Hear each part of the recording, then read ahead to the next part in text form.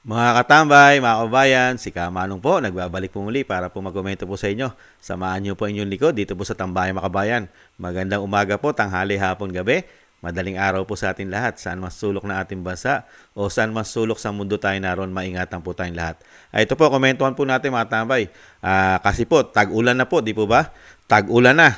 Kaya po maaalala na po ng mga Pilipino ang pahayag po pahayag po ng Pangulo noong nakaraang SONA dahil malapit na naman po ang SONA, di po ba? At tag-ulan na, nagbabahaan na po sa ating bansa, lalong-lalo po sa Metro Manila. Kaya po ngayon mga tambay, darating na naman po ang SONA at mababanggit na naman po, hahanapin na naman ng mga Pilipino lalo pag nagbabaha ang flood control. Ngayon po, umaksyon na po ang MMDA. Ang MMDA ay umaksyon na po at talaga po nakakita po sila kung ano raw po ang pinagmumula ng baha, mga tambay. Ay ang problema raw po ay ang Dolomites. Ang mais dito po sa Manila Bay, mga tambay. Ang Dolomites po, ang isa po sa nakikita nilang dapat sisihin. Dahil kaya daw po ang baha ay hindi nawawala sa Metro Manila. Lalong-lalo sa Maynila.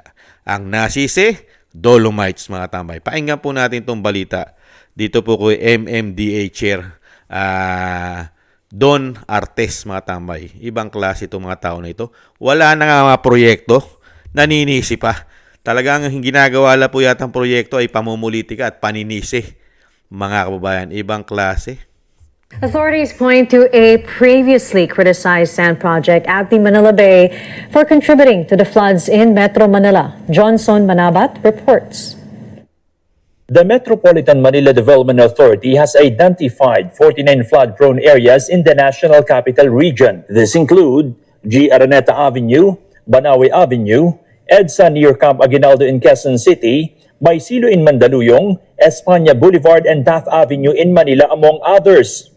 Talaga pong mababa yung lugar na yon na talaga pong doon naiipon yung majority ng tubig na galing po sa may taas sa Quezon City.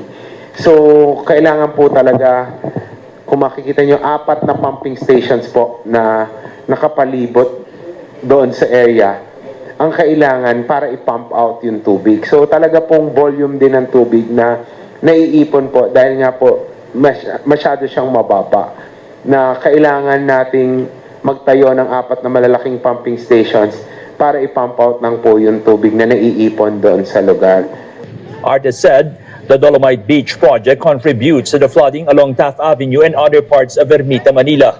May 3 outfall po yan, meaning labasan ng tubig. Yung Faura, Remedios, tsaka itong Estero, San Antonio Abad. Noong ginawa po ang Dolomite Beach, sinaran po itong 3 outfalls na ito, in-intercept yung tubig at pinadaan po sa sewerage treatment plant para po paglabas ng tubig ay malinis.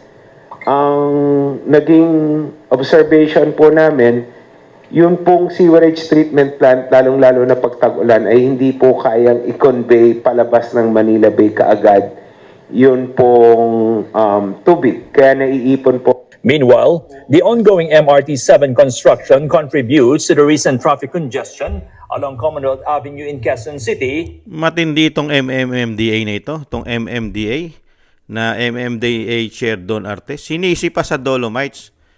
Kailangan po pala ng pump station ng flood control. Kailangan daw po ng 4 na flood control pa na dapat itayo ron. Napakarami nga natapos na flood control. Nasaan yon? 5,500 flood control, mga kababayan. Di sana nilagay nila 500 flood control dyan sa Metro Manila. Nasaan po yon? Tapos ngayon, ang sinisisi, itong Dolomite Beach. Dahil daw po, ang ginawa raw proyekto, yung tubig na nagdadaan daw po ngayon doon, ay malinis na. Napipilter na, mga kababayan. Hindi po ba maganda yon? Lahat ng tubig pupunta ron sa Manila Bay ay malinis na, napipilter na, nasasala na. Di po ba? Ganun ang proyekto. Ngayon, Maway, yung pagbaha sa Metro Manila, hindi pa tao si Kamanong bumabaha na ang Metro Manila. Hindi pa tao. Di po ba? Dahil ang Metro Manila, kung hindi po nagkakamali, ay below sea level. Kaya nga po kahit high tide, may tubig po. Di po ba? Di po ba? Kaya nga yung mga mabababa po diyan.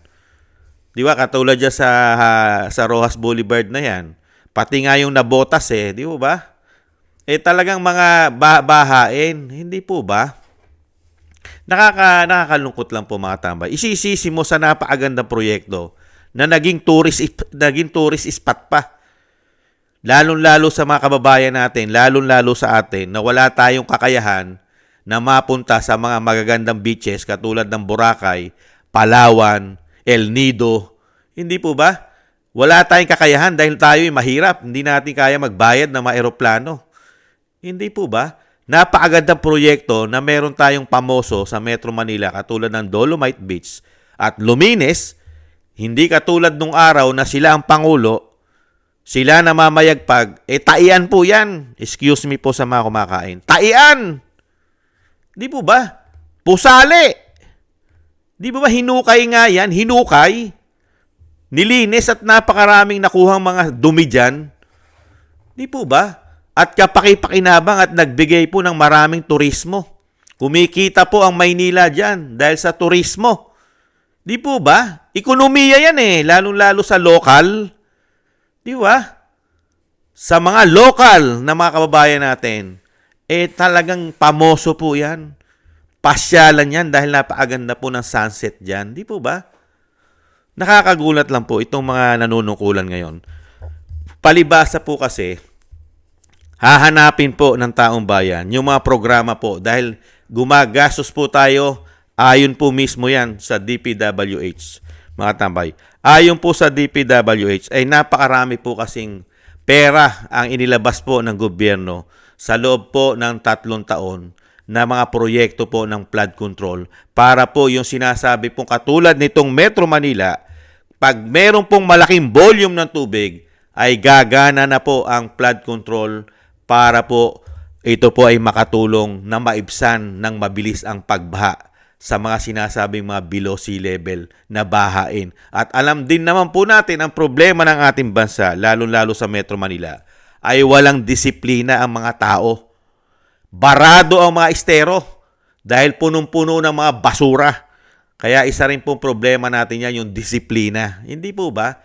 Dahil nga po, tapon dito, tapon doon tayo. Kaya ang nagiging problema natin, pag ulan, malaking pagbaha. Bahain na ngayong lugar natin, wala pa tayong disiplina, isisisi mo ngayon sa Dolomites. Yan mga tambay. At sinisisi rin po ng isang MMMDA na si Chair Don Artes, mga katabay. Ibang klase po ang ating pamahalaan ngayon. Walang programang maipakita. Napakalalaki ng binabudget natin taon-taon. Trilyon ang budget natin. Mahigit 6 trillion ang budget natin. At isa po sa pinakamalaking budget na nakukuha ay ang flood control. Pati po mga senador, alam po ng mga senador dahil sila po ang mga nagbabudget yan mga tambay. Hindi po ba katulad po nito? Ito po ganito po kalalaki ang budget ng flood control. Pero wala pong flood control dito sa sinasabi po sa Metro Manila, hindi man lang naglagay rito at kailangan daw po at least apat na pumping station o flood control ang ilagay dyan po sa kahabaan ng Manila Bay. Pero nasaan? Di ba sabi ng isang senadora na Marcos, ano sabi niya? 1 billion mahigit a day ang inuubos ng taong bayan, taxpayer, para sa pagpapagawa ng flood control. Kaya nga meron na pong 5,500 sa programa ng Pangulong Marcos na natapos na daw po. Ito po, kung gaano kalaki ang budget nila dyan. Sila nagbabudget yan, DPWH. So, sasabi ko na po, yung Maraming nagsasabi, nababasa ko sa dyaryo, naririnig ko sa radyo, television, nasa ng mga flood control. Nandyan ang mga flood control na overwhelmed lang. Why is it that the budget for flood control is bigger than the budget of the Department of Agriculture or the agriculture sector as a whole? The budget of the agriculture sector as a whole is 181 billion. The budget for flood control, an item in the DPWH budget, is 255 billion. It's bigger than the budget of the DSWD. It's bigger than the budget of the Department of National Defense. The only department the flood control item in the DPWH budget beats would be DepEd, DPWH itself, DOH, and DILG. The fifth biggest allocation, not even a department, is flood control. May I ask why that cap was given by the DBM and or the DBCC? If indeed we put a premium on agriculture and our country is an agricultural economy and the president is still the DA secretary, why is marami Nakita niyo po mga tabay, 255 billion ang binabudget po sa flood control sa loob ng isang taon. 255 billion. Pero isinisisi sa Dolomites ang problema po ng pagbaha sa Maynila. Nasaan na po yung pera ng taong bayan na 255 billion na pinopondo po sa flood control, mga kabayan? Sino po ba nakaupo ngayon? Ngayon, wala po silang maipakita sa taong bayan. Yung resulta po ng 255 billion ayon po kay Senate President Escudero. Nasaan po yun? Natapos na po ang taon. Magsosona na naman ang Pangulo.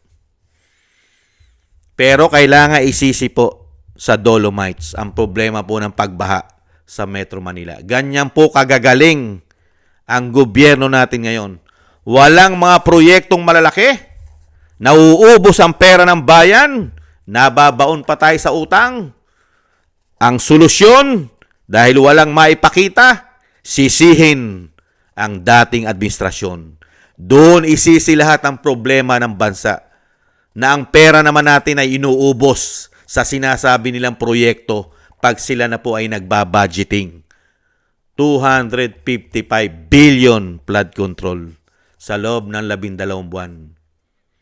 Ang resulta, malawak ang pagbaha. Mga kababayan, yan ang flood control na ginagastusan po ng 255 billion ayon kay Senate President Chis Escudero na sila po ang nagbabudget po, mga kababayan. Kaya bilib na bilib po tayo kay MMDA Chair Don Artes. Bilib po kami sa inyo. Yung solusyon nyo po sa mga problema po, lalong-lalo sa pagbaha, ang solusyon nyo, sisihin ang Dolomites. Yung kakulangan at kapalpakan ng inyong administrasyon, ang sisi sa dating Pangulong Duterte. Pero yung pera, kayo ang humahawak ng isang damukal na pera ng taong bayan para ibsan kahit papaano ang mga pagbaha, lalo sa Metro Manila, na kailangan ng flood control. Ang sisi sa Dolomites. Unbelievable. Dating tayan, dating basurahan, ngayon, tourist spot at nagbibigay ng kita sa Metro Manila, ekonomiya, lalong-lalo sa mga lokal na mga negosyante sa Metro Manila, kumikita. Di po ba? Pero dapat sisihin dahil sa kapalpakan ng ating gobyerno, kawalan ng mga proyekto, sa kabila ng napakaraming perang binabudget, para po hindi sila mapahiya dahil nauubos ang pondo na walang nakikita ang Pilipino, kailangan may masisi. Kailangan sisihin ang flood control. Di ba? Hindi pala flood control ang dapat sisihin. Ang dapat sisihin, Dolomites. Mga kabayan, yan ang dapat sisihin, yung Dolomites. Saka yung sinasabing paglabas ng tubig ay napipilter na, nalilinis na. Hindi po sapat, mga kabayan. At biglang kambyo, kailangan daw ng pump station o tagahigop ng tubig na volume daw po ang inilalabas lalo pag panahon na ng tag-ulan. Ang tanong, uulitin ko, 5,500 ang natapos na flood control na pinagmalaki ng Pangulo noong nakaraang SONA.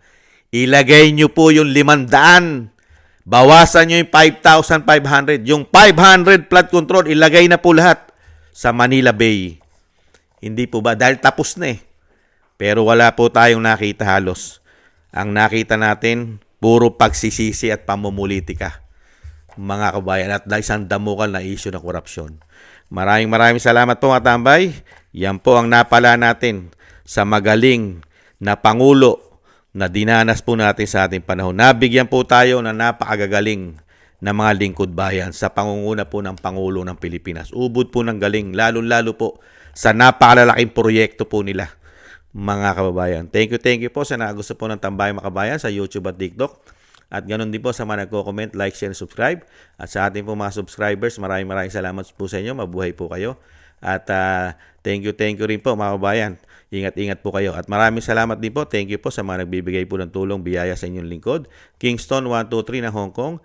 Eric Hershio ng Canada. Jake Yahut 4531 ng Maisog, California, USA. Gina Ray Solidides ng Berlin, Germany. Julieta Silona ng Sydney, Australia. Baby Roman, Ate Isa ng Cagayan. Si Jem Aris ng United Arab Emirates. Jobelin Watanabe ng Japan. Ako si Pilam.